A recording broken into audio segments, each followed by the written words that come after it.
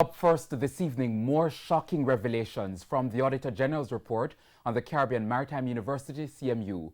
From unverifiable withdrawals from CMU accounts amounting to over $70,000 to over $2 million deposited to off-the-books accounts.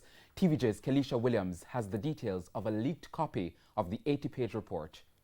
Section 418 of the report said the CMU withdrew $70,333 classified as per diem and stipend for 10 persons who were not employed to the institution.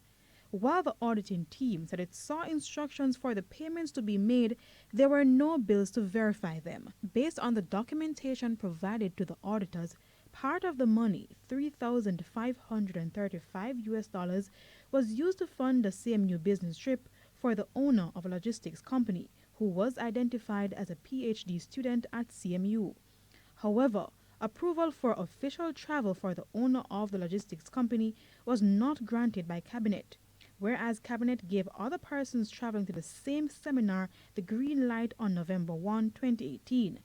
Again, there were no supporting documents, invoices, bills, or receipts to validate any of the payments. Even more intriguing, the review of the institution's bank statements found over 612 million Jamaican dollars that was deposited to accounts over a 3-year period.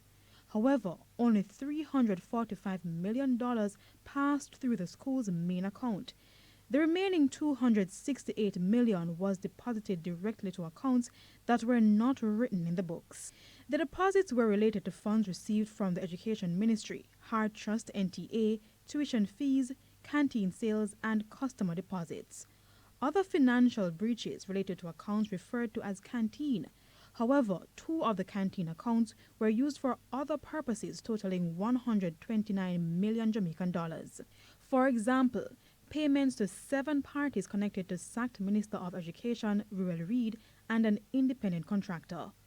Among them, 87 payments totaling $30 million with the description salary for varying months. However, the supporting documents show that the payments were actually made for consultancy services, courier services, close protection services, and lunches provided under the CAP Yes program. Also, payments totaling $600,000 from March 2018 to February 2019 to an individual for social media monitoring, although the school already had a digital marketing officer to do the same job. The team also picked up that an advisor to former Minister REID was paid $100,000 by the CMU in 2018, but there were no supporting documents to explain the services that were actually provided. The full report is expected to be tabled in the House of Representatives at its next sitting. Kelisha Williams, TVJ News.